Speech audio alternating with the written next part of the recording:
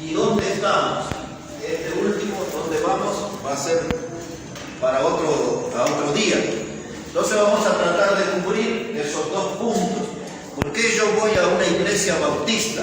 ¿Por qué no voy a otra religión o a otra denominación? ¿Por qué estoy en la iglesia bautista? Entonces, si me interrogan, yo necesito saber quiénes somos y necesito saber explicar quiénes somos los bautistas y por qué somos bautistas. Bien, pongamos un poco de fundamento leyendo en Hebreos, capítulo 10. Hebreos, capítulo 10. Vamos a usar ese texto como introducción a nuestro tema. Hebreos, el capítulo 10, versículo 32. Y vea cómo dice ahí la palabra del Señor. Hebreos 10, verso 32. Dice: pero traed a la memoria los días pasados, en los cuales, después de haber sido iluminados, sostuvisteis gran combate de padecimientos, por una parte, ciertamente con vituperios y tribulaciones, y fuisteis hechos espectáculo, y por otra llegasteis a ser compañeros de los que estaban en una situación semejante, porque de los presos también os compadecisteis, y el despojo de vuestros bienes sufristeis con gozo, sabiendo que tenéis en vosotros una mejor y perdurable herencia en los cielos. Ahora, hermanos, cuando hablamos de bautistas, yo no tengo ninguna duda de decir que bautista es sinónimo de cristianismo bíblico. Es decir, cuando yo hablo de una iglesia bautista, estoy hablando de una iglesia que representa el cristianismo bíblico. Ahora, hermanos, los bautistas, en su historia, como hemos leído aquí este texto, han sido perseguidos, han sido puestos en la cárcel, han sido torturados de miles de maneras y muertos de miles de maneras diferentes. Desde la hoguera, la horca, la guillotina, leones, perros rabiosos, etc. A través de la historia, en muchas etapas, los bautistas fueron condenados a vivir en la clandestinidad. Los bautistas, a través de la historia, se les fue quitando los derechos civiles. No había leyes que les protegieran, no tenían ninguna clase de amparos, y realmente se volvió en un pueblo muy sufrido. Sin embargo, el distintivo de los bautistas en la historia es de ser sembradores de la palabra de Dios. Todas las cosas que ha hecho el enemigo fue para callar la voz del evangelio que ponían en alto los bautistas en la historia. Así que los bautistas, hermanos, donde hay uno de ellos, tiene que haber un sembrador de la palabra de Dios, si no, no tiene derecho a llamarse por ese nombre. Sembradores de la palabra de Dios, y así, hermanos, con ese distintivo, hombres y mujeres en la historia mostraron un estilo de vida muy dedicada, muy consagrada a la causa de Cristo. Hombres y mujeres, hermanos, que no tuvieron ninguna duda en luchar y exponer su vida para conservar la pureza de la palabra de Dios y que el mensaje del evangelio llegue a las almas más distantes. Esa gente, hermanos, muchas veces les quisieron calificar de locos. A los bautistas muchas veces los quisieron calificar de delirantes, de gente mística, de fanáticos religiosos. Usaban toda clase de apodos para tratar de sepultar el nombre bautista bautistas supieron arreglarse, de resurgir aún en algunos casos desde las cenizas mismo y levantar en alto la voz del Evangelio y anunciarle al mundo que solo Cristo salva. De miles de maneras intentaron apagar su voz. Y este ejemplo, hermanos, de los bautistas en la historia es lo que debe motivarnos a nosotros a no tener una iglesia paralizada o una vida paralizada. De no utilizar las adversidades de nuestra vida como una excusa para detener el mensaje del Evangelio. En otras palabras, a veces algunos dicen, ay, por mi familia, tengo que dedicarme a mi familia, por eso no puedo predicar el Evangelio. Ustedes ya saben, dicen, oh, tengo mucho trabajo, tengo que cumplir, entregar, no puedo predicar el Evangelio. Siempre hay otra actividad antes del Evangelio, pero los verdaderos bautistas no hubo ninguna clase de excusa que les paralizara. Ellos iban por todos lados predicando la palabra de Dios en el medio de las adversidades, como los otros días le estaba diciendo a un pastor de Nicaragua. Entraron a su iglesia y le robaron micrófono, equipo de sonido y todo eso. Y yo le dije, pastor, le digo, las adversidades es la roca donde nosotros afilamos la espada para las grandes batallas. Es decir, que cuando las cosas vienen a contramano, cuando la vida se nos pone difícil, en medio de esas adversidades afilamos la espada y nos preparamos para dar las grandes batallas. No nos escondemos, no huimos de la batalla, porque la Biblia nos enseña a pelear la buena batalla, acabar la carrera y guardar la fe. Entonces en eso tenemos que andar, hermanos, los bautistas. Una vez, ahora le envié al hermano ahí una copia de un libro que escribí hace 22 años, se llama Bautistas, una historia escrita en sangre. Vamos a ver si lo publicamos, es bastante pequeño. Y para que ustedes vean por qué es una historia escrita en sangre. Para que tengan una idea, del año 313 después de Cristo, para usar dos hechos de la historia bien claros. En ese año se inventa lo que conocemos hoy como la religión católica romana, a través de un general que se transformó en un emperador, Constantino era su nombre. Y él, cuando triunfó en una batalla que se llamaba del puente Milvo, él hizo bautizar todo su ejército, o sea, todo un montón de incrédulos fueron bautizados. Él había tenido un sueño con una cruz de oro y unas palabras en latín que decía, por este signo vencerás, y una batalla que parecía imposible. Era contra su cuñado Macencio, que era un general también. Y él salió triunfador de esa batalla, hizo bautizar a su ejército y llamó a todos los grupos religiosos para que se unieran al poder político de Roma. Y allí, repitiendo la historia de lo que había pasado en Babel en los días de Nimrod, en el libro de Génesis, se unió el poder político, el poder económico y el poder religioso y surgió la Torre de Babel en oposición a Dios. Y este hombre hizo lo mismo, usó el poder político y militar de Roma y el poder económico y convocó a todos los grupos religiosos.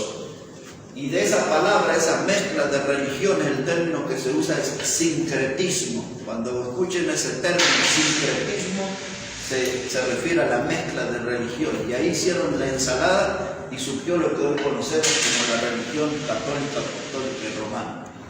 Desde los días de Constantino, año 313 después de Cristo, hasta los años 1500, cuando apareció Martín Lutero con su reforma protestante. Es decir, estoy hablando de un tiempo de 1200 años de historia. Fueron muertos 50 millones de bautistas. Esos no son todos los que han muerto en la historia. Pero en ese periodo de tiempo, 50 millones de bautistas.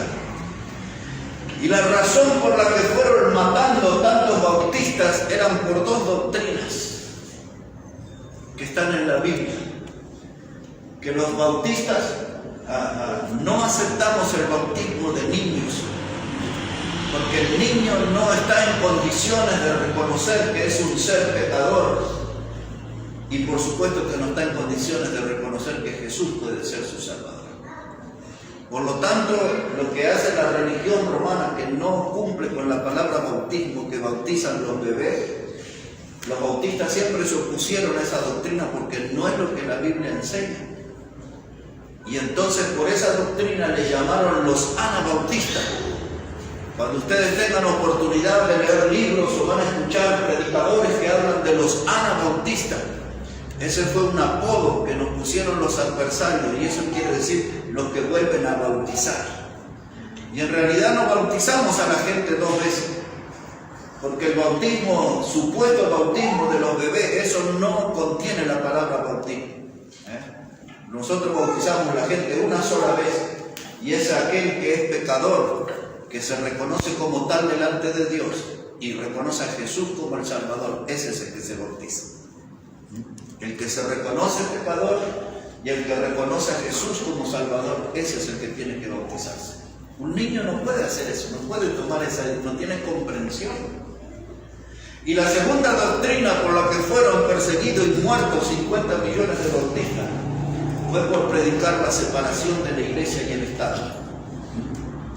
De modo que si nosotros, el Estado quisiera regalarnos, por ejemplo, chapas, cemento, arena, a bancos, nosotros no podemos recibir nada del Estado, porque somos dos instituciones totalmente independientes. A saber, hay tres instituciones que Dios creó y en este orden. La primera institución que Dios creó es la familia. La segunda institución que Dios creó es el Estado. Y la tercera institución que Dios creó es la iglesia. Y las tres instituciones son totalmente independientes. No podemos nosotros como iglesia meternos en las casas y decir, ustedes tienen que hacer así, vestirse así, comer así, hablar así. No podemos hacer eso. No puede el Estado venir y decirme, mañana es domingo de resurrección, aquí le dejamos el sermón que tiene que predicar. No puede hacer el Estado. Son instituciones totalmente independientes que Dios creó. Y los bautistas siempre hemos predicado esto, la separación de la iglesia y el Estado. Así que, hermanos, por levantar esas banderas, 50 millones de muertos en ese periodo de la historia. Hombres con convicciones, hombres y mujeres, hermanos, que dieron sus vidas por defender los principios que están escritos en la palabra de Dios. El texto que leímos de Hebreos decía ahí, traer a la memoria, comenzaba diciendo el verso 32. Eso quiere decir que también nosotros hoy necesitamos un baño de memoria, empezar a recordar quiénes eran los bautistas, cuáles eran sus doctrinas, cuáles eran sus convicciones, cuál era su grado de compromiso con Dios. Y tenemos que recuperar esa memoria. Dice que en los días pasados, después de haber sido iluminados, en este pasaje, la palabra iluminado se refiere a ser bautizados. Así que después de haber sido bautizados, es decir, de haber tenido un compromiso público, mostrando que se bautizaban porque tenían su fe puesta en Cristo, sigue diciendo el verso 32, sostuviste gran combate de padecimiento. Es decir, que los poderes humanos y los diabólicos, cuando veían a un bautista, alguien que se bautizaba y que iba a tomar el camino del Señor en serio, entonces iban a tener que prepararse para sostener un gran combate de padecimientos. ¿Cuáles eran esos sufrimientos que iban a venir sobre los que tomaban la decisión de seguir a Cristo? Y aclaro, hermanos, no seguían una religión, no estaban siguiendo aquí una secta, estaban siguiendo a Cristo. Y por mostrar públicamente ese compromiso de seguir a Cristo a través del bautismo, vinieron los padecimientos que ahí explica el texto leído, el verso 33. Dice, sufrieron vituperios, es decir, toda clase de ofensas y de humillaciones, tribulaciones. Esa tribulación es un término que habla de un poder que aplasta, que destruye, Y dice, habéis hecho espectáculo. Esa palabra yo la he explicado. La palabra espectáculo aquí, en el idioma griego, es la palabra teatrón, donde se refiere al Coliseo romano, donde nuestros hermanos en la fe eran devorados por leones y por perros rabiosos y muertos allí en la arena. Y un detalle que había allí es que nuestros hermanos en la fe morían cantando, y eso es lo que no entendían los romanos. Y cantaban por el gozo de haber cumplido la misión, de haber sido fieles al Señor, y entraban al cielo cantando. Y ahí quedaban sus cuerpos en la arena. Esa es la palabra espectáculo acá, teatrón, referido al Coliseo romano, entre otros sitios parecidos. Y dice, y llegaste a ser compañeros de los que estaban en una situación semejante. ¿Se acuerdan cuando estudiamos la palabra compañero, kumpa?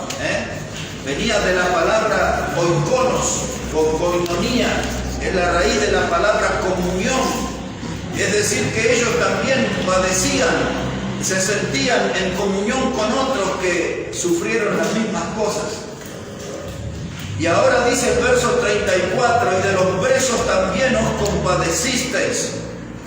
Esos presos no era gente que había llegado a la cárcel por ser delincuentes, aunque los bautistas fueron considerados muchas veces en la historia como si fueran delincuentes.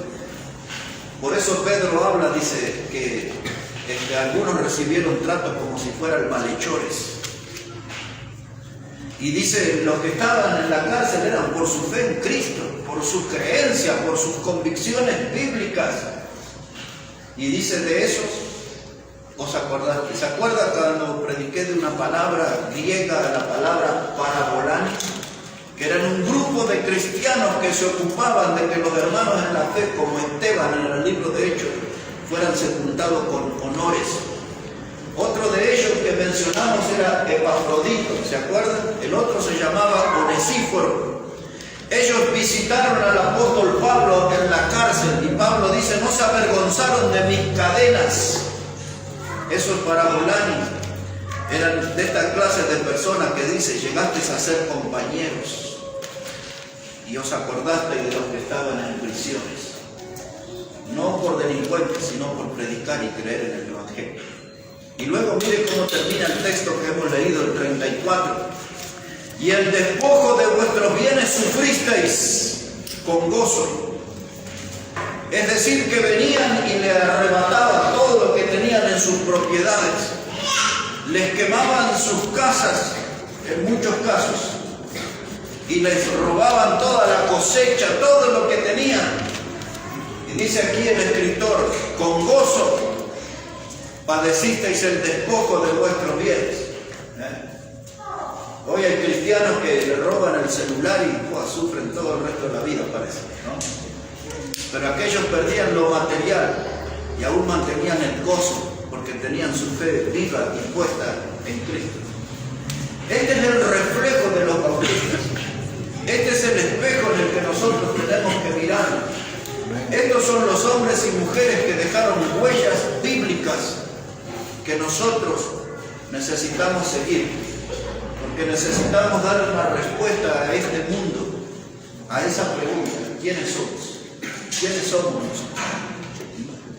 Y tenemos que tener un fundamento bíblico y tenemos que tener un estilo de vida que respalde lo que nosotros decimos que somos. Y si yo no puedo vivir como estos bautistas, no debería usar ese nombre. Cuando hablamos de bautista estamos hablando de un pueblo sacrificado. Cuando hablamos de bautista estamos hablando de un pueblo comprometido con la palabra de Dios, con la fe, con el Evangelio. Cuando hablamos de bautistas estamos hablando de una herencia rica que recibimos y no tenemos derecho a despilfarrarla. Tenemos que cuidar nuestra herencia.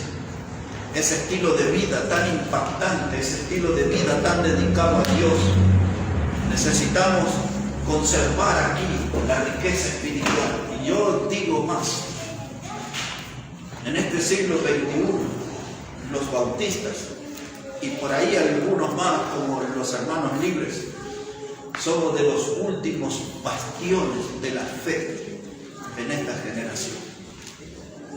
Todo el mundo denominacional se ha corrompido y nosotros necesitamos estar atentos porque estamos en zona de riesgo de corrompernos, en riesgo de negociar, en riesgo de pisotear, de humillar la sana doctrina y esta herencia rica que nos dejaron estos hombres y mujeres.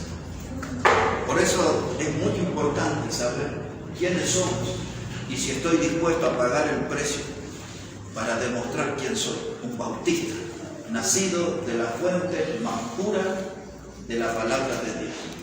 Una vuelta de página en Hebreos capítulo 11, si puede mirar allí un poco más sobre nuestros hermanos que nos precedieron en la fe. Mire cómo dice ahí Hebreos capítulo 11, versículo 36. 11:36 dice: otros experimentaron vituperios y azotes, y a más de esto prisiones y cárceles. Fueron apedreados, aserrados, puestos a prueba, muertos a filo de espada. Anduvieron de acá para allá, cubiertos de pieles de ovejas y cabras, pobres, angustiados, maltratados, de los cuales el mundo no era digno, errando por los desiertos, por los montes, por las cuevas y por las cavernas de la tierra. Algunas pocas cosas voy a decir sobre esta porción tan rica de la Biblia. Están hablando de hermanos, dice el verso 36, que experimentaron vituperio, toda clase de ofensa, de humillación. Dice que esos hermanos sufrieron azotes. Cuando el Evangelio de Mateo dice que el Señor Jesucristo fue azotado, en ese solo término sabemos que su cuerpo fue destrozado por el flagium, que era el látigo que usaban los romanos. El látigo de las 7 colas del diablo, que tenía 7 puntas, que podían ser de cristal, podían ser de metal o podían ser de huesos. Cualquiera que sean las puntas que usaba ese látigo, donde tocaba una carne habría surcos. Y así fue que el cuerpo del Señor Jesucristo fue herido y molido por nuestro pecado. La Biblia usa la palabra azotado nada más, pero implica todo eso. Y estos hermanos también corrieron el mismo destino, azotados, sus cuerpos flagelados, lastimados profundamente. Y dice el verso 36, y además de esto sufrieron prisiones y cárceles. No eran cárceles como las que se conocen hoy, donde hay delincuentes que ganan más dinero que los jubilados en las cárceles. Ustedes ya saben eso, ¿no? El que trabajó toda la vida cobra unas monedas, los otros robaron, hicieron un delito, tan presos, ganan más que los jubilados en la cárcel. Qué país increíble este. Estos no tenían celulares, no tenían televisión para ver partidos en las cárceles, no tenían salidas transitorias. Las cárceles de ellos eran conocidas con el nombre de las mazmorras.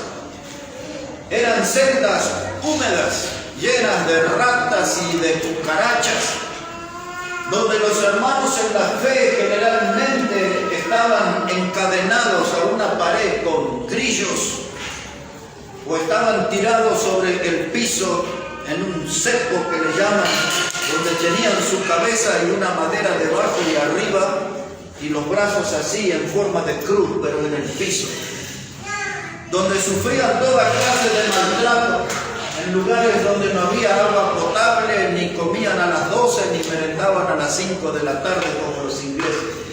Cuando la Biblia dice que estaban en cárcel, estaban en las peores condiciones humanas. Y como dije al comienzo, no había leyes de protección para los bautistas, vivían en la clandestinidad. No había ninguna clase de ley que les protegiera, porque eran vistos como delincuentes y criminales por el solo hecho de predicar el Evangelio de Cristo. Y ahí estaban, dice, y además de esto, dice la Biblia, cárceles, azotes, vituperios, cárceles, y llega el verso 37 y empieza a hacer un resumen de ciertas historias de héroes de la fe. Entre otros apedreados fue Esteban, el joven predicador de Hechos capítulo 7, sepultado por piedra porque la gente no resistió la predicación de él. A Pablo lo apedrearon y lo dieron por muerto y lo sacaron de la ciudad. Cuando encontraron a aquella mujer en adulterio y la trajeron frente al Señor, estaban todos listos para apedrearla. Eran las medidas que la gente tomaba rápidamente, y cuando veían a alguien predicar la palabra de Dios, enseguida ya sepultaba la turba y querían sepultarlo bajo piedra. El texto dice que nuestros hermanos fueron apedreados. Pero también dice ahí que fueron aserrados. De los héroes del Nuevo Testamento no tenemos registro, pero sí del Antiguo Testamento. El profeta Isaías fue aserrado. Esa palabra quiere decir que metieron su cuerpo dentro de un tronco hueco y con sierras despedazaron el cuerpo. Isaías, ese fue su muerte, aserrado, su cuerpo despedazado. Dice el texto ahora aquí, en el versículo 37 estoy, dice, fueron puestos a prueba, muertos a filo de espada. Cuando usted estudia en Hechos capítulo 13, versículo 1 y 2, habla sobre Herodes que mató a espada a Jacobo. Ese es un testimonio. Pero muchos de nuestros hermanos en la fe fueron muertos a espada. Es decir, que la Biblia va describiendo la clase de muerte que ellos han padecido por causa de su fe en Cristo. Cuando en Apocalipsis capítulo 1, Juan el apóstol dice que él estaba en la isla de Patmos por causa del testimonio de la palabra de Dios, nosotros sabemos por la historia que Juan el apóstol fue puesto en una olla grande de aceite hirviendo y sobrevivió, y con su cuerpo despedazado fue tirado en la isla de Patmos, y allí fue el Señor y le reveló el libro de Apocalipsis en esa soledad. Y ya alguna vez hemos predicado de la muerte cruel de los apóstoles. Tomás, que fue alanciado, otro fue tirado del pináculo del templo. Marcos fue paseado por las calles y despedazado, planeado por caballos. Y otro fue desollado, lo tomaron entre 5 o 6 hombres en una mesa y con cuchillos le despedazaron. Se dice que fue Bartolomé ese. Y así podemos ver cómo murieron cada uno de los apóstoles. Pablo en la guillotina, Pedro en la cruz, cabeza abajo. Yo ya he predicado alguna vez sobre eso, cómo murieron ellos. ¿Y por qué murieron? ¿Eran malas personas? No, murieron porque predicaban el Evangelio de Cristo. Porque ellos, sin maquillaje, le decían al mundo, ¿quiénes somos? ¿Quiénes somos? Somos seguidores de Cristo. Somos predicadores del Evangelio. El Evangelio es una piedra en el zapato para el pecador no arrepentido. Y ellos predicaban un mensaje que incomodaba a la sociedad. ¿Y por qué la sociedad no está hoy incómoda? Porque nosotros no estamos predicando exactamente el mismo mensaje que predicaron ellos. Por eso necesitamos estudiar y ajustar algunos detalles para poder demostrar quiénes somos. Si decimos que somos la Iglesia Bautista, tenemos que vivir como los bautistas que nos precedieron en la fe. Tenemos que vivir ahí. Ahora, mire mi hermano, dice aquí el texto, y voy a cerrar esta parte acá. Dice en el versículo 37, fueron muertos a filo de espadas y anduvieron de acá para allá cubiertos de pieles de ovejas y de cabras, pobres, angustiados, abandonados, maltratados. Mira, hermanos, dice que andaban como errantes, no vestían a la moda, no tenían ropas de marca, se vestían con pieles de camello, dice la Biblia aquí, y de oveja, con una lana simple, quizás apenas teñida. Y ellos, como hablamos de la vestimenta el sábado anterior, no usaban vestimenta de moda, usaban vestimenta que cubrían su necesidad. Y andaban angustiados. Es decir, que andaban con una enorme preocupación, porque mientras predicaban el Evangelio, muchos de ellos eran padres y madres y tenían niños. Y cuando el enemigo terminaba con la vida de los mayores, eso alcanzaba a los niños también. Herodes estuvo preocupado cuando nació Jesús y mandó a matar los niños. La Biblia no lo dice, pero en aquella pequeña aldea, según la historia, 73 niños menores de 2 años fueron traspasados por la espada de Herodes. Ahora mire, hermanos, dice aquí que estos estaban angustiados y maltratados. El cristianismo de hoy, que ha dado vuelta a su creencia, el cristianismo de hoy tiene la pretensión en su gran mayoría de ser aceptado en la sociedad, de ser visto como personas buenas, de ser visto como personas amables. Y podemos ser buenos y amables, pero no esperemos buen trato, porque si vamos a predicar el verdadero evangelio, esta sociedad nos va a maltratar. Así es. Se van a levantar contra nosotros, porque nosotros vamos a denunciar sus perversiones y vamos a denunciar sus maldades, sus grados altos de corrupción. Nosotros estamos contra el alcohol que ellos beben. Nosotros estamos en contra del aborto que ellos practican. Nosotros estamos en contra de las prácticas homosexuales, porque la Biblia está en contra de esas cosas. Amén. Y si nosotros levantamos la voz predicando el mensaje de Dios, no espere ser bien tratado en esta sociedad. Por eso es importante saber para algunos, recordar para otros quiénes somos. ¿Quiénes somos? Y ahora observe este último detalle.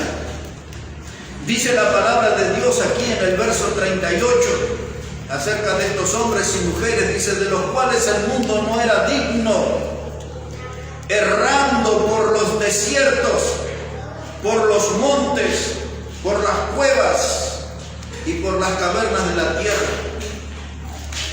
Mire cuánta sinvergüenzura que hay en el cristianismo de hoy, donde una buena cantidad de predicadores dice, fui a dar una conferencia o una campaña, algo, y estaba ahí en el hotel 5 estrellas, tal y tal cosa. Y allá nos dieron los manjares porque somos el hijo del rey, y le decoran toda una doctrina que no está contemplada acá en la Biblia. Los verdaderos cristianos, a diferencia de nosotros, no tenían el lugar donde volver en esa noche. Y nosotros que podamos tener una casa alquilada que no sea propia, sabemos a dónde vamos a dormir esta noche. Ellos no lo sabían. La palabra errando no quiere decir eso que estaban equivocados, sino que se refiere a que eran errantes. Andaban, hoy dormían bajo un árbol, mañana bajo un puente, después en una cueva, en una caverna, no tenían un lugar fijo. Cuando aquel hombre le dijo a Jesús, ¿dónde moras? Y Jesús le dijo, ven y ve. Y cuando aquel estaba entusiasmado y quería seguir a Jesús, Jesús le dijo bien claro, mira que las zorras tienen guarida, pero el Hijo del Hombre no tiene dónde recostar su cabeza. Amén. Y si Jesús, que es el autor y consumador de la fe, vivió de ese modo, los que eran seguidores también les tocó vivir de ese modo. No sabían dónde recostar la cabeza. Y hablando de esa sinvergüenzura de los predicadores modernos, ahí andan en sus autos de alta gama y en sus trajes de $5,000 y sus anillos y toda esa ostentación, que eso no tiene nada que ver con el cristianismo de la Biblia. Por eso es importante que nosotros recordemos y sepamos quiénes somos. Amén. ¿Quiénes somos? Ahora salgo aquí un poquito de esto. Y déjenme decirles esto, que estos bautistas eran gente que tomó en serio el camino del Señor. Gente que tomó en serio el camino del cristianismo. Para ellos no era un pasatiempo. El cristianismo para ellos no era una diversión, como hoy dice, vamos a la iglesia, que ahí son todos alegres y bailan y danzan y hacen y esto y lo otro y tienen mucha vida social. Ese no era el cristianismo de la Biblia. Hermano, esta gente estaba en serio en el camino del Señor y soportaban esos piropos. Ahí vienen esos lotes, esos delirantes, ahí están esos fanáticos desquiciados, y vaya a saber cuántos términos más usaban.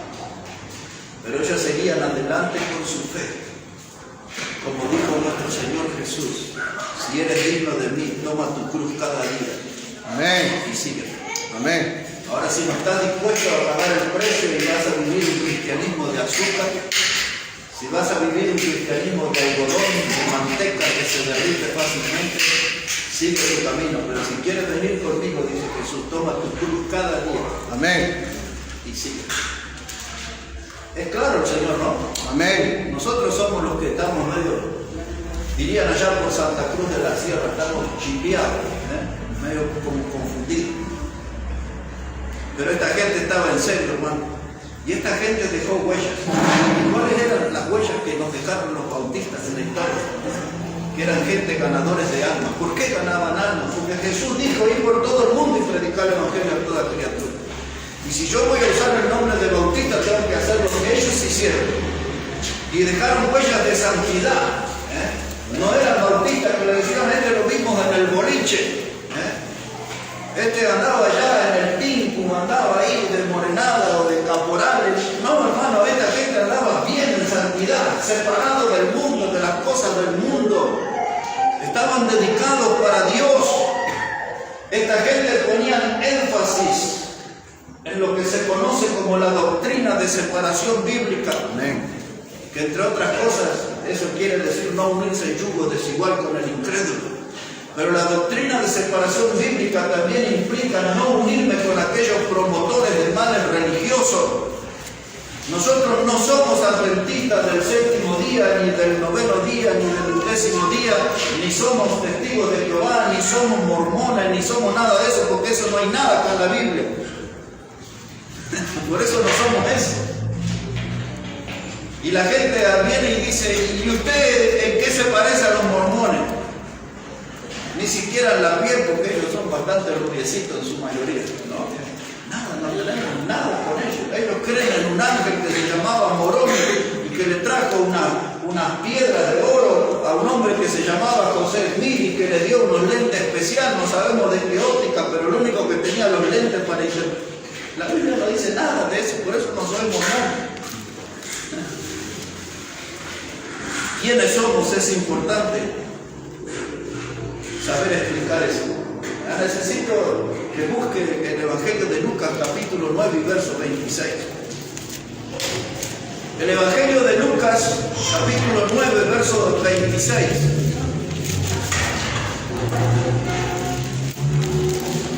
Y aquí en este pasaje es el Señor Jesucristo el que está hablando. Y observe lo que dice en este texto, Evangelio de Lucas, el capítulo 9, verso 26. Y vamos a leer este texto pensando en todo lo que hemos leído y dicho hasta ahora, ¿no? Es decir, que este texto es un agregado a todo lo leído y comentado hasta ahora. Dice Lucas 9, verso 26, Jesús dice, porque el que se avergonzare de mí y de mis palabras, de este se avergonzará el Hijo del Hombre cuando venga en su gloria y en la del Padre y de los santos ángeles. Este texto está puesto para confrontar con aquellos que piensan que el cristianismo es un culto de diversión y de entretenimiento, que es un culto del cual participamos para pasarla bien o para sentirnos bien.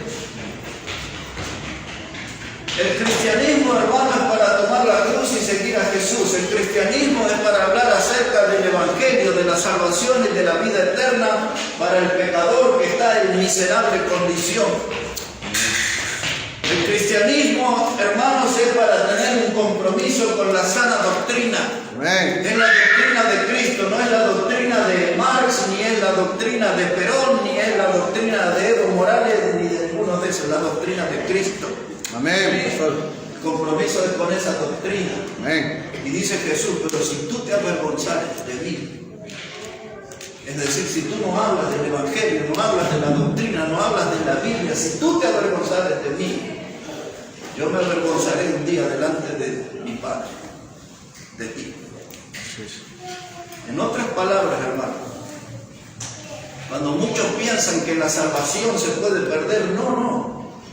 Cuando uno niega la fe o no vive a la altura de la fe, cuando uno no asume la responsabilidad de reflejar en su vida y en su mensaje la doctrina de Cristo, el día llegará donde estemos delante de Dios y Cristo dirá: yo soy tu Salvador, ya tienes aquí el cielo, la vida eterna para ti, pero estoy avergonzado con el estilo de vida que llevaste en la tierra. Por todas las oportunidades que has perdido de representarme, de identificarte conmigo en la tierra. Hay muchos, y aún dentro de los predicadores sucede esto, que aman ser populares. Aún hay muchos predicadores que aman las mieles de la fama, pero niegan a Cristo. Son reconocidos, son bienvenidos en muchos lugares donde se mueve el poder político, el poder social, pero Cristo ya lo mira con malos ojos. Este no habla de mí. Como pasó al día jueves, empezamos hablando de todo un partido de fútbol en la radio, y después yo terminé hablando de la Pascua. Así terminó toda la transmisión, hablando yo de la Pascua y explicando acerca del Cordero de Dios que quita el pecado del mundo. Yo puedo participar en actividades de esta vida, pero en ningún lugar me voy a avergonzar de Cristo mi Salvador. Amén. Todo lugar que yo esté tiene que transformarse en un puente para llegar con el mensaje del Evangelio a las personas. Esto es lo que hicieron los bautistas. ¿Y quiénes somos nosotros? ¿Somos de esa clase de personas? Porque las huellas de ellos están bien visibles. Ahora, les voy a hacer una mención. Ustedes ya saben que este tema que estamos abarcando, para que sepas cómo debes conducirte en la casa de Dios. Todo esto, aunque es profundo para algunos, todo esto es como un vuelo de pájaro. Estamos como tratando de desempolvar viejas enseñanzas de la Biblia, ¿no? Pero en la historia hubo un grupo que se llamaban los paulicianos. ¿Quiénes eran ellos? Eran hombres y mujeres que tenían las doctrinas que nosotros llamamos los distintivos bautistas. Los paulicianos eran cristianos del primer siglo. Era una iglesia que surgió con fuerza predicando el Evangelio en el territorio que hoy conocemos como Armenia. Ahí empezaron los paulicianos a predicar. Y fueron perseguidos y muertos, dejaron un reguero de sangre como parte de su testimonio de haber sido fieles al Señor hasta la muerte. Los paulicianos, hermanos, cuando llegó el año 1160, después que ya tenían más de 1000 años de existencia, hay un libro muy interesante que se llama El rastro de la sangre, escrito por el doctor Carlos, que fue un bautista muy reconocido. Y en la versión española, en la página 9 de la versión española de ese libro, él cuenta la historia de los paulicianos. Pero él habla allí acerca de un detalle importante. En Oxford, en Inglaterra, Enrique II era el rey. Y él tomó un grupo de hombres y mujeres paulicianos y los puso en la cárcel y los azotó. Y luego con la mitad del cuerpo desnudo los hizo desfilar por las calles. Y Enrique II dio la orden, después que todos esos cristianos tenían que irse al campo abierto, y firmó un edicto donde nadie le podía dar un pedazo de pan ni un vaso de agua. Y esos hombres y mujeres murieron por el hambre y por el frío. Así. Así fueron tratados. Gente de convicción. Cuando yo llegué, hermanos, a los Estados Unidos, bueno, no fue en el primer viaje, fueron varios. Casi en uno de los últimos viajes, yo llegué a un lugar, estábamos en la ciudad de Boston, en el estado de Massachusetts. Y nunca voy a olvidar, porque todos los pastores, en una enorme conferencia que participamos, nos invitaron a subirnos a un barco para ver ballenas. Pero vino un pastor y me dijo, ¿no te gustaría ir a Rhode Island? Dice, yo puedo alquilar un auto y en 2 horas estamos en Rhode Island. Y allí salí a Rhode Island. ¿Qué había allí? Una sola cosa, porque aprendí tanto allí. Entré a la primera iglesia bautista de los Estados Unidos, fundada en el año 1635, por el famoso Roger Williams. De su iglesia, con el paso de los años, salieron maestras que don Faustino Sarmiento, aquí de la Argentina, trajo maestras de esa iglesia para educar aquí en esta nación. Harina de otros costales. Y estuve en el púlpito de esa iglesia. Pero allí, muy cerquita, estaba la localidad de Newport. Y Newport era un lugar que tenía a un predicador bautista que se llamaba Clark. Por esos días del año 1938 vino un predicador bautista invitado de apellido Crandall. Y había un diácono súper consagrado a Dios que se llamaba Abdias Horst. Y ahí me contaron la historia. Ellos se enteraron acerca de un hermano bautista que fue azotado con látigos, muy lastimado, y lo fueron a visitar. Y en medio de esa visita, el gobernador de ese lugar de apellido Endicott aparecieron allí y apresaron al pastor, al predicador invitado y al diácono Abdias Horst. Y los llevaron a una ceremonia religiosa donde los humillaron y donde los condenaron a ir a la cárcel por predicar la palabra y por identificarse con un bautista. Algunos allí juntaron un dinero y pagaron como una fianza. Crandall, el predicador invitado, Grant, el pastor, quedaron libres, pero lo que quedó fue Abdias Horst. Él no aceptó que alguien pagara para quedar libre, porque él dijo: lo que yo predico y lo que yo hice está de acuerdo con mi fe bíblica. Y lo pusieron en una rueda de carreta así, le despojaron de su vestimenta y le dieron de latigazos, le destrozaron el cuerpo y la sangre corría tanto por su espalda que llenó el zapato de sangre. Y ese está ahí todo documentado y la gente me contó esa historia allí. ¿Por qué estoy hablando de eso?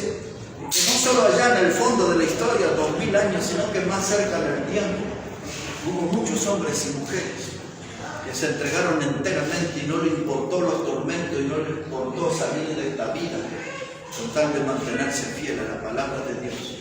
Amén. Y al Evangelio de Cristo. Allí en ese mismo lugar vino otro hombre y me dijo: si yo sabía cuál fue el segundo lugar en los Estados Unidos que había alcanzado la libertad religiosa, la doctrina de que Estados Unidos no tiene una religión oficial, ahí nació por la convicción de estos hombres. Y hay otras historias que un día les voy a contar del barco Mayflower, todo, de cómo convivieron los bautistas con los indios, y hasta yo estuve ahí con algunos autoridades. Pero en Virginia, un lugar donde estuve también, fue el segundo lugar donde se consiguió la libertad religiosa, ya a principios de los años 1700. Y entre los muchos bautistas que se destacaron había uno que se llamaba James Ireland. James Ireland fue puesto en la cárcel por predicar el Evangelio. Y le dieron ahí unas golpizas y todo, pensando que iban a callarlo, pero el hombre predicó cárcel. Y al punto tal que venía la gente del pueblo y él desde la cárcel les predicaba la palabra de Dios. Y entonces levantaron un muro para que él no tuviera contacto con el pueblo. Y resulta que la gente del pueblo tomaba como unas cañas largas y le ponían una banderita ahí, un trapo, y levantaban eso que sobrepasara el muro. Y Chase Iron notaba que la gente estaba ahí, esa era la señal. Y él les predicaba igual a través de los muros. Un día lo quisieron matar con dinamita y no funcionó, ahí en la cárcel. Otro día lo quisieron asfixiar con azufre y también fracasaron. Y finalmente contrataron un doctor para que lo maten envenenado y también fracasó. Y James Ireland predicó tanto la palabra de Dios y ese bautista consiguió la libertad religiosa para el estado de Virginia. Estoy contando estas cosas para que vean cómo esa gente estaba en serio, hombres y mujeres, hermanos, bien comprometidos con el Evangelio. Cuando usted le preguntaba a ellos por qué son bautistas, ellos podían explicar con claridad, no solo con la Biblia, sino con su estilo de vida, lo que somos, bautistas. Ahora, bien, ¿cómo comenzó todo esto? Creo que me voy a quedar en el día de hoy en el primer punto, porque si me entusiasmo no voy a parar más. Quiero explicarles a ustedes y necesito una atención especial de cómo comenzó esto de la doctrina bautista. Busquen el Evangelio de Juan en el capítulo 1, por favor. El Evangelio de Juan, el capítulo 1.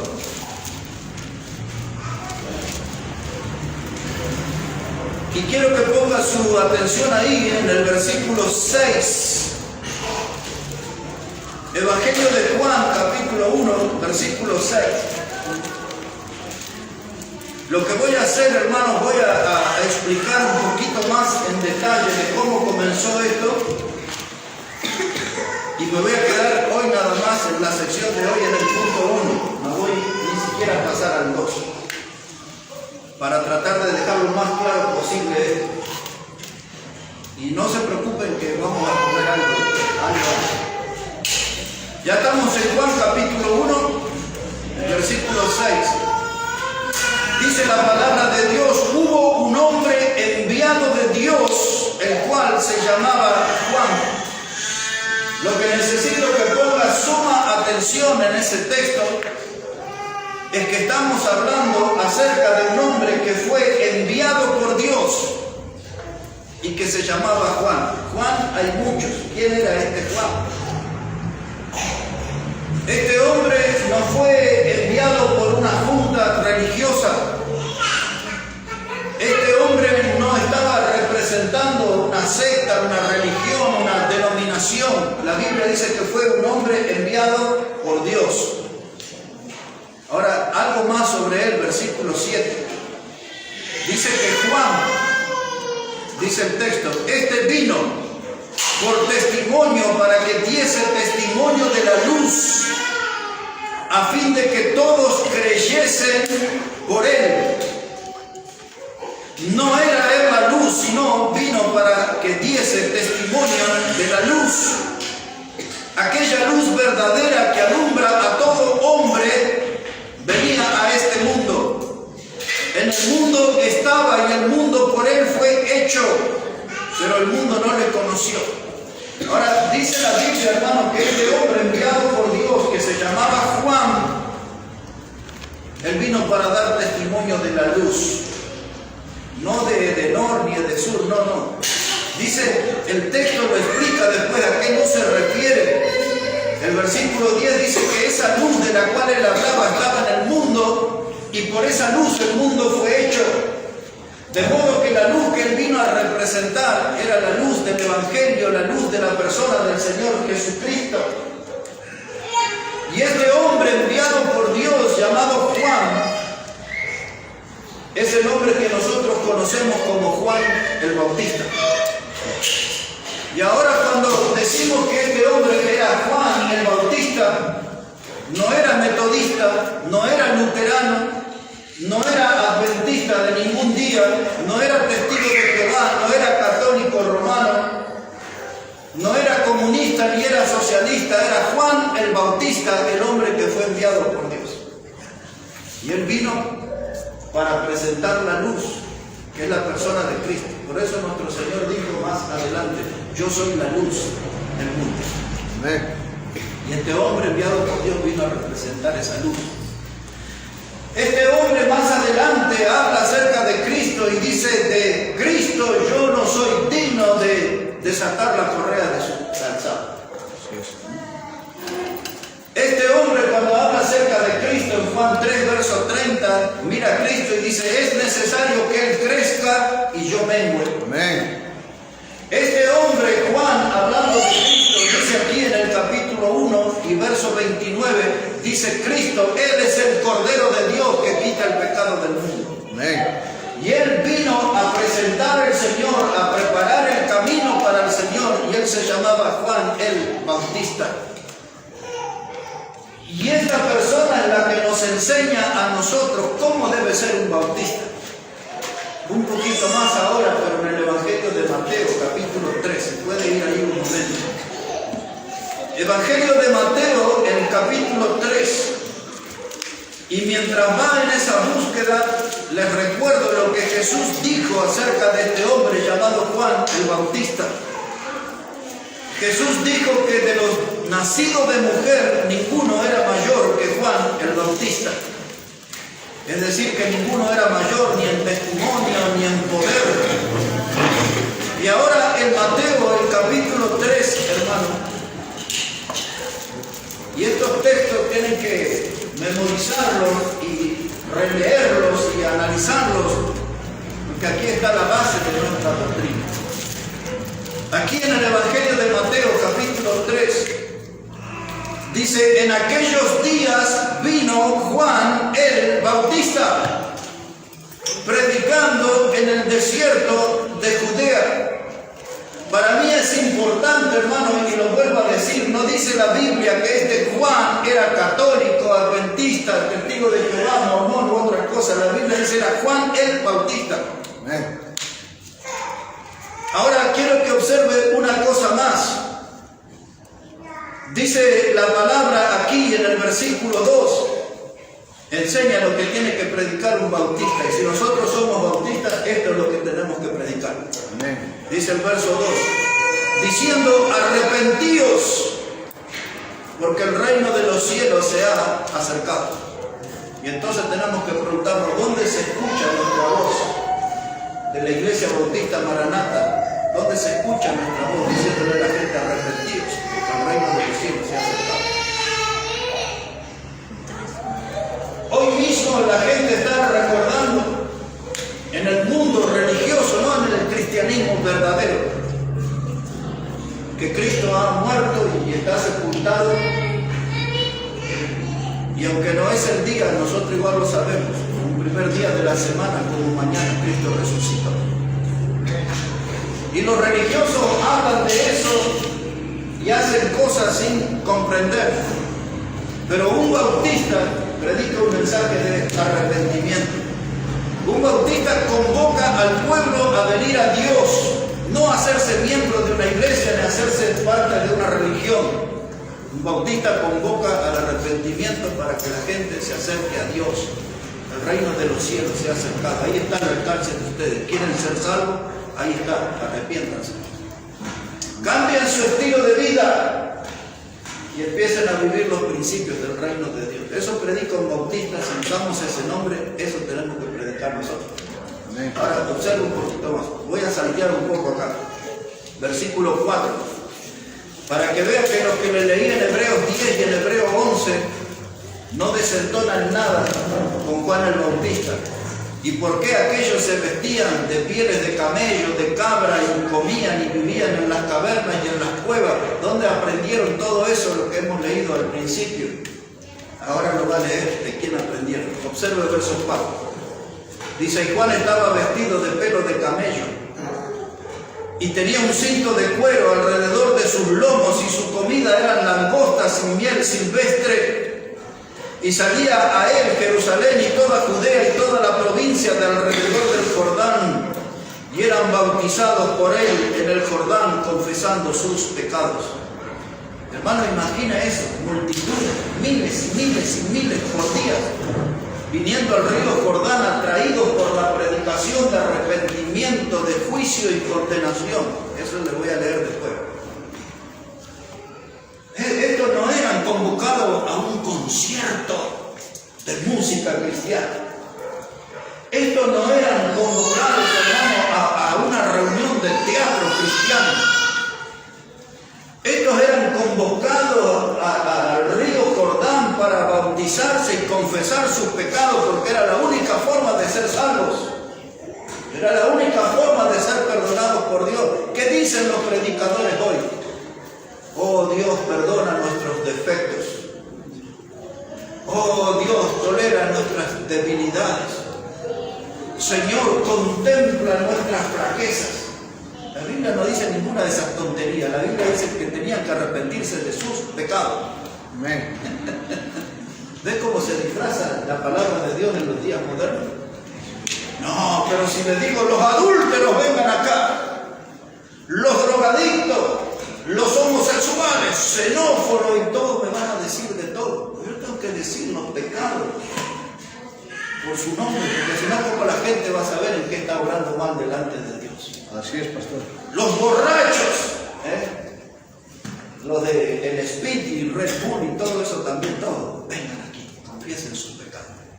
Todo eso que toman esas bebidas espirituosas y todo, vengan aquí, confiesen sus pecados, viciosos. Espero que los que tomamos mate no tengamos que venir ahí. Pero todos los viciosos, y hermano, ahí en el Jordán, venían, ahí estaba el predicador bautista, y le tenían que decir, yo soy un adúltero, yo soy un ladrón, metí la mano en la lata, así y así y así, y todos ahí. Pero la multitud venía, porque este hombre era el hombre enviado por Dios. Amén. No era un payaso. No era un predicador como los de hoy que suben con sus celulares y sus computadoras ahí, no llevan la Biblia al púlpito. Este enseña cómo debía ser un bautista, el bautista de aquellos que aún hasta la lengua se afeitan porque predican sin pelos en la lengua. No todos estos afeminados que hoy invadieron el púlpito. Estos eran varones de Dios y la Biblia le llama así, varones de Dios. Amén. Usted miraba y era un varón, predicando la palabra de Dios. Juan el Bautista era un hombre enviado por Dios. ¿Dónde van a quedar esos predicadores de hoy que están y dicen, miren la marca aquí de mi traje, London, no sé cuánto? Miren, a Gracielita, la manicura, miren, me puso brillo en las uñas. Así hacen los predicadores. Dice, mire el anillo de 21 quilates, oro aquí. Payasos que son. Este era el varón de Dios. Y llamaba al pueblo al arrepentimiento. Y nosotros, hermanos, ¿quiénes somos? ¿Quiénes somos? ¿Somos esta clase de personas que habla la Biblia? ¿O quiénes somos? Ahora observen un poquito más. Dice ahí el versículo 8. Dice, haced pues frutos dignos de arrepentimiento. Este Juan el Bautista hubiese agarrado a esos predicadores modernos y todas esas tonterías que hablan de sanidad interior, de liberación psicológica, toda esa basura que hablan. Dice, lo que ustedes hagan cuando la palabra de Dios les llame, demuestren en su vida que hacen frutos dignos de arrepentimiento. En otros términos, demuestren que han cambiado, que la palabra de Dios produjo un efecto, que sacudió los cimientos más profundos de su vida inmoral y le llevó a cambiar y ponerse de acuerdo con Cristo. Amén. Dice, hagan frutos dignos de arrepentimiento. Ahora, cuando yo hablo así con ustedes, y lo he hecho por casi 40 años, ahí van a entender por qué mucha gente escribe mal acerca de mí. Hay muchos que hablan muy bien por ahí, pero a veces hay algunos que hablan mal. Y tratan de inventar y de fabricar historias para tratar de disminuir la claridad de la predicación. Ahora miren, hermanos, lo que predicaba un bautista, arrepentimiento, conversión, salir de las tinieblas, venir al reino de Dios. Tenía que haber en su vida cambios. Que si usted viene a la iglesia y lleva todo el mismo estilo que llevó el resto de la vida cuando no iba a la iglesia, entonces la palabra de Dios no hizo nada. No ha nacido de nuevo. Es la misma persona. Solo que está en un ámbito distinto que ahora le llama iglesia. Entonces mire la prédica, dice aquí versículo 10, para que vea cómo él hablaba del juicio. No como los predicadores de hoy que no hablan de juicio, no hablan de infierno, no hablan de condenación eterna, que eso asusta a la gente, dice, y de ese modo le esconden la verdad. Mire cómo predicaba un bautista. Este era un bautista. Versículo 10 dice: y ya también el hacha está puesta a la raíz de los árboles. Por tanto, todo árbol que no da buen fruto es cortado y echado en el fuego. Y yo a la verdad os bautizo en agua para arrepentimiento. Pero el que viene tras mí, cuyo calzado yo no soy digno de llevar, es más poderoso que yo, y él os bautizará en Espíritu Santo y fuego. Su aventador está en su mano, y limpiará su era, y recogerá su trigo en el granero, y quemará la paja en fuego que nunca se apagará. Quiero que note esa frase para que entienda de qué viene hablando en los versículos anteriores. Hay alguien que puede enviar a personas a una clase de fuego que nunca se va a apagar. Me pareció haber leído en Marcos 9:41 en adelante al Señor Jesucristo hablando sobre el infierno como un lugar donde el fuego nunca se apaga y el gusano nunca muere. 3 veces repite Jesús esa frase, donde el fuego nunca se apaga. Y Juan dice: el que viene después de mí, ese va a enviar a la gente, si no se arrepiente, a un lugar donde el fuego nunca se apagará. Pero observa el versículo 10 otra vez. Dice: el hacha está puesta a la raíz de los árboles. Esa figura de un hacha a la raíz de los árboles, imagínese, hermano, viene el hachero, pone el hacha en la raíz y ¡pum!, tumba el árbol. Y ese árbol ya está condenado a morir, fue cortado desde su raíz, no tiene forma de volver a crecer. Y él está hablando acá de un juicio que se viene, de un juicio donde Dios va a cortar de raíz al pecador si no se arrepiente. Y dice él, yo a la verdad bautizo en agua, pero el que viene después de mí, es decir, Jesús, él va a bautizar en Espíritu Santo y fuego. Y ahora voy a explicar esto, no lo tenía ni pensado, pero se lo voy a explicar. Hay algunos dicen: yo tengo el espíritu de fuego. No diga eso usando este texto, porque este texto habla de las dos posturas opuestas del ser humano.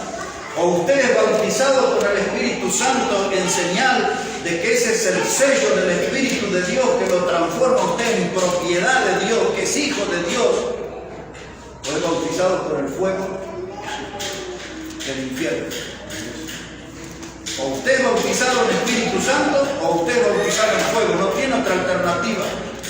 Si usted está en Cristo como el Salvador, el sello del Espíritu Santo estará en usted por toda la eternidad. Pero si usted no tiene a Cristo, el bautismo, la palabra bautismo significa sumergir un cuerpo en otro. En otras palabras, su cuerpo va a estar sumergido en las llamas del infierno. ¿Es una cosa? ¿Por qué los predicadores no hablan hoy de esto? Y la gente se asusta y no va a querer venir a nuestras reuniones. Y ahí usted ve el espíritu de que quieren quedar bien con los hombres y prefieren estar mal con Dios. Dijo Jesús: aquel día yo me avergonzaré de ustedes delante de mi Padre. Hay que predicar la palabra de Dios. Amén. Por eso nuestros hermanos desde el principio de este mensaje fueron a las cárceles, fueron asustados, fueron apedreados, fueron perseguidos, fueron muertos de diferentes maneras, porque no renunciaron al mensaje que Dios les confió. Y si nosotros tenemos una Biblia en el púlpito de la Iglesia Bautista Maranata, no tenemos que renunciar. Debemos dar todo el consejo de Dios. Ahora, miren, no voy ni por la mitad, pero necesito terminar ya. Es tiempo para terminar. Pero no voy ni por la mitad del tema, ni por la mitad del primer punto. Pero Quizás lo termino así, miren. Aquí en el versículo 13, acá nomás, Mateo 3:13. Dice la palabra de Dios. Entonces Jesús vino de Galilea a Juan, al Jordán, para ser bautizado por él. Pero no dice que la gente que venía al Jordán a bautizarse venían arrepentidos de pecado. Y Jesús vino a ser bautizado por Juan, quiere decir que Jesús era pecador. No lo era, era sin pecado. Pero observe conmigo, dice el verso 14, mas Juan se le oponía diciendo, yo necesito ser bautizado por ti, le decía Juan, y tú vienes a mí. Pero Jesús le respondió, deja ahora, porque así conviene que cumplamos toda justicia. Y entonces le dejó Jesús. Y después que fue bautizado, subió luego del agua, y aquí los cielos le fueron abiertos. Y vio al Espíritu de Dios que descendía como paloma y venía sobre él. Y hubo una voz de los cielos que decía, este es mi Hijo amado en quien tengo complacencia. Ahora, hermanos, explicamos el texto. Vino Jesús y dice el texto, dice que Juan se le oponía. No, esto es para pecadores. ¿Cómo tú vienes a mí? Dice Juan. Yo tengo que ser bautizado por ti, que soy pecador. ¿Entienden lo que estaba pasando ahí? Y entonces Jesús le dijo, deja ahora. Dice, ¿para qué? Porque así conviene que cumplamos toda justicia. ¿Por qué Jesús vino a ser bautizado en Jordán? Él no era pecador. Pero Él vino porque quería identificarse con su pueblo. Él vino porque quería que la gente viera que Él era Dios hecho hombre. Y Él quería seguir los pasos de su pueblo. Pero aquí, hermano, está la clave de por qué somos bautistas, qué es lo que somos. Y mi pregunta para ustedes es, ¿Jesús hubiese apoyado a un falso predicador? ¿Qué piensan ustedes? Porque este era el predicador y era de los duros, Juan el Bautista. Y cuando Jesús vino a él, vino a decir, yo me identifico con tu prédica, estoy de acuerdo con tu prédica, estoy de acuerdo con tu doctrina, estoy aquí para ser bautizado por ti, para decirte que yo apoyo tu ministerio, predicador, bautista. No católico, no testigo de Jehová, no mormón, no era socialista ni comunista, era bautista, el hombre enviado por Dios. Y Jesús vino a decirle, estoy de acuerdo con tu doctrina, estoy de acuerdo con tu ministerio, estoy de acuerdo con tu trabajo, yo también reconozco que fuiste el hombre enviado por Dios. Y ahora la otra pregunta es, ¿a quién Dios le confió la responsabilidad de preparar los caminos para Jesús en esta vida? A un bautista, a Juan el Bautista. Y la gente me pregunta, ¿por qué voy a la iglesia bautista y no a otra? Y ya creo que estoy respondiendo por qué vengo a la iglesia bautista, ¿no? Pero quiero que noten esto también. Dice el verso 15 en la parte final. Entonces le dejó, y Jesús, después que fue bautizado, subió del agua, y aquí los cielos fueron abiertos, y vio al Espíritu de Dios que descendía como paloma. Así que quiero que note esto, hermano, de este predicador bautista. Esto es muy, muy importante. Vino Dios, Hijo, y le dijo al predicador bautista, bautízame. Y cuando Jesús, Dios, el Hijo, fue bautizado, descendió el Espíritu Santo como paloma ahí en ese acto. Y el tercer suceso dice el verso 17, y hubo una voz de los cielos. ¿Notó eso? Hubo una voz de los cielos que dijo, este es mi Hijo amado. Si una voz que vino del cielo dijo, este es mi Hijo amado por Jesús, ¿de quién era esa voz? Si Jesús era su Hijo, ¿de quién era esa voz del cielo? Era la voz de Dios.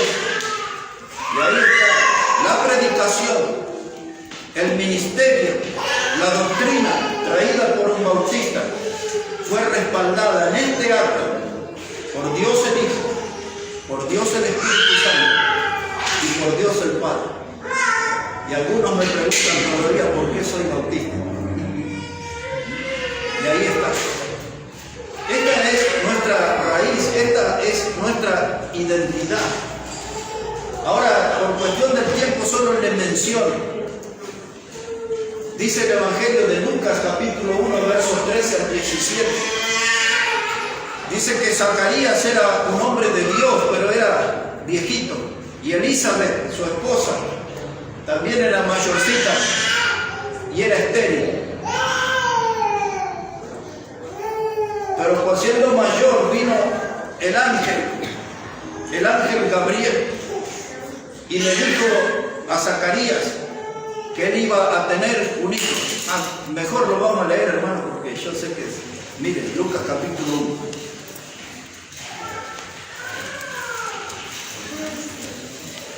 1. Lucas el capítulo 1. Ese texto, uno más y terminamos, hermano.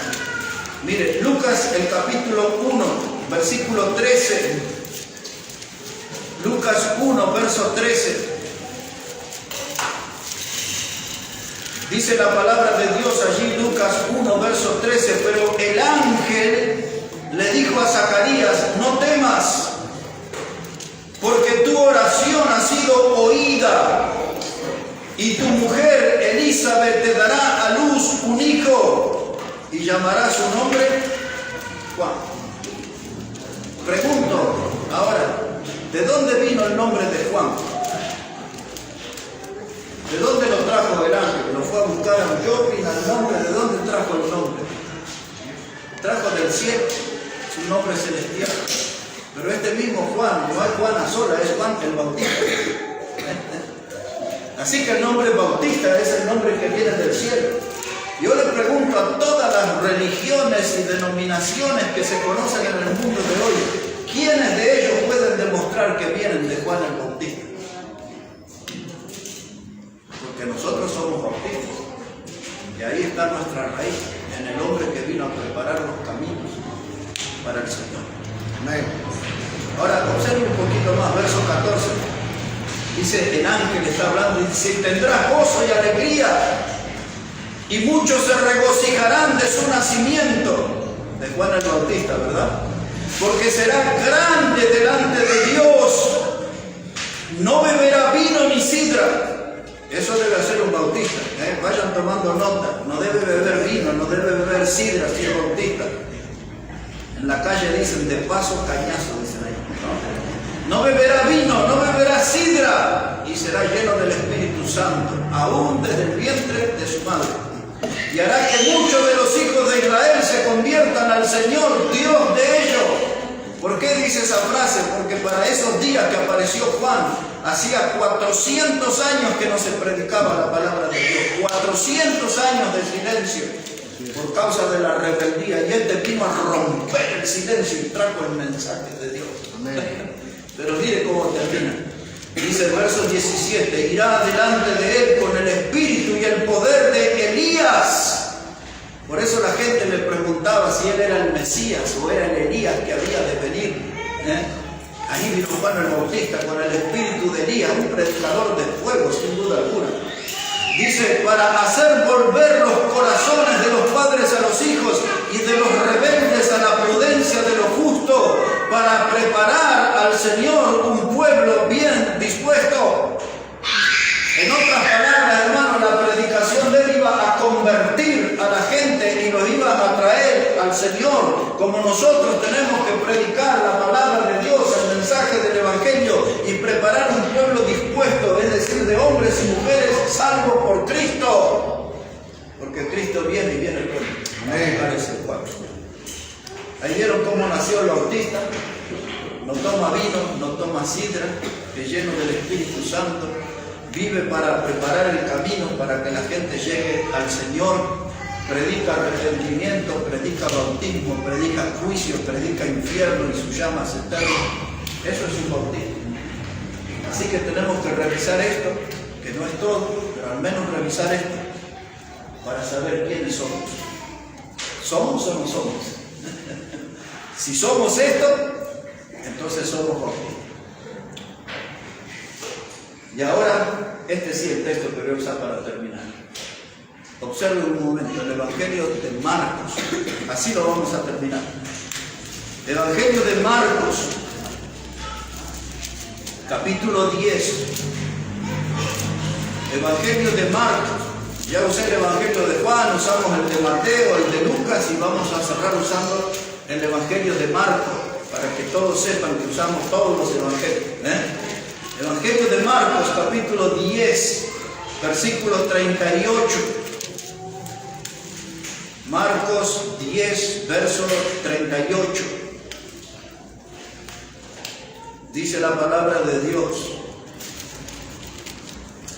que ahí vino una mujer, era la madre de Jacobo y Juan, y le dicen a Jesús si en el reino sus hijos uno se podía sentar a la izquierda y otro a la derecha. Una madre queriendo poner a sus hijos en lugar de privilegio. Y lo que les voy a leer ahora es la respuesta de Jesús. Jesús le dice en el verso 38, entonces Jesús les dijo, ¿no sabéis lo que pedís? ¿Podéis beber del vaso que yo bebo? ¿O ser bautizados con el bautismo con que yo soy bautizado? Y ellos dijeron, podemos. Jesús le dijo, a la verdad, del vaso que yo bebo, beberéis. Y con el bautismo con que yo soy bautizado, seréis bautizados. ¿Quién bautizó a todos los apóstoles? Juan el Bautista. ¿Qué eran todos los apóstoles? Bautistas, seguidores de Juan. Dice Jesús, con el bautismo que yo fui bautizado, seréis bautizados. Para que, perdónenme, pero voy a usar un texto más, porque no quiero que eso quede a la mitad. Vayan rápido a Hechos 1, y ahora sí prometo que ese es el último texto. En Hechos capítulo 1, ¿qué está pasando ahí? Ya Judas el Iscariote se había ahorcado, y ahora quedaban 11 apóstoles. Había que elegir uno para reemplazar a Judas el Iscariote. Y quiero que observe cuál era el requisito principal a considerar para ser contado por los apóstoles. Observe esto. Dice ahí Hechos 1, versículo 21. Dice, es necesario pues que de estos hombres que han estado juntos con nosotros todo el tiempo que el Señor Jesús entraba y salía entre nosotros, comenzando desde el bautismo de ¿quién? Juan. De Juan, hasta el día en que de entre nosotros fue recibido arriba, uno sea hecho testigo con nosotros de su resurrección. ¿Qué está diciendo? Dice, ya Judas no forma parte de los 12, tenemos que elegir un hombre. Y el requisito para ese hombre es que haya estado desde el principio, desde que Jesús entraba y salía en medio de nosotros. Y dice, comenzando, requisito principal, con el bautismo de Juan. Si todos los apóstoles fueron bautizados por Juan, el que iba a reemplazar a Judas también tenía que haber sido bautizado por Juan. Y dicen aquí, ese es el requisito, porque tiene que seguir la línea del predicador bautista. ¿Sabe cómo le irrita este tema a gente de otras denominaciones? Pero no hay que polemizar, solamente decirle, estudien y demuestren si ustedes tienen sus raíces en Juan el Bautista, el que preparó el camino para el Señor. Porque si hablo de los menonitas, su raíz no está en Juan el Bautista, está en Simón Menor. Si hablo de los anglicanos, su raíz está en Enrique VIII, no en Juan el Bautista. Si hablo de los presbiterianos, sus raíces están en Juan Calvino. Si hablo de los luteranos, sus raíces están en Martín Lutero. Y así le puedo dar toda la lista. Pero nuestras raíces bautistas, pues ahí están en la palabra de Dios. Amén. Comencé esta charla con ustedes diciendo, para mí bautista es sinónimo de cristianismo bíblico. Amén. Es la misma cosa. Y así que tenemos que nosotros, hermanos, ajustar nuestro estilo de vida a esta línea doctrinal y poder demostrar a este mundo con claridad quiénes somos. ¿Quiénes somos? Bueno, el próximo sábado vamos a ir al segundo y tercer paso, que sería dónde vamos y dónde estamos hoy. Así que, hermanos, que Dios bendiga su palabra y después de un sandwichito o algo vamos a tener un tiempo de preguntas y el próximo sábado vamos a volver con la segunda y tercera parte de peticiones.